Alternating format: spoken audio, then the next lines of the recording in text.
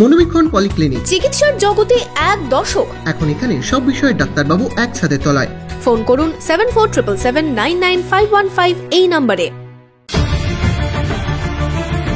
OPD বন্ধের জেরে এবার রোগীর পরিবারের বিক্ষোভ মুর্শিদাবাদ মেডিকেল কলেজ হাসপাতালে।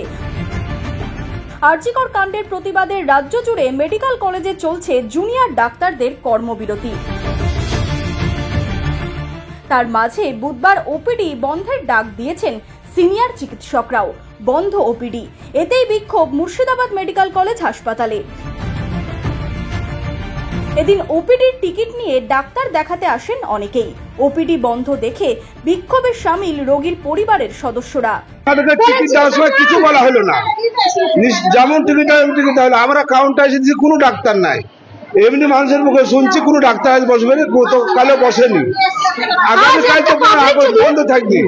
তাহলে আমরা এখানে আসবো আর ঘুরবো, চলে যাবো, এত মানুষকে তাহলে আগে বিজ্ঞপ্তি জানানো হলো না কেন যে আমরা এই হাসপাতাল বন্ধ থাকবে?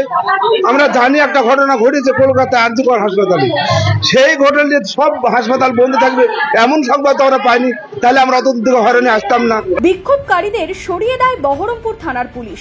রোগীর পরিবারের অভিযোগ, সাধারণ ওয়ার্ডেও পর্যাপ্ত নয় চিকিৎসা। এখন আপনার মুকবুল আহমেদের কাছে নিয়ে যাবো।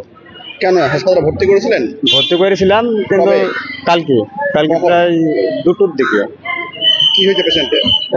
হঠাৎ জ্বর হয়ে এরকম ব্রেন স্ট্রোকের মতো দিয়ে এখন আপনার অন্য জায়গায় দেখাবো। হসপিটাল তো ডাক্তার নেই, এইটুকু।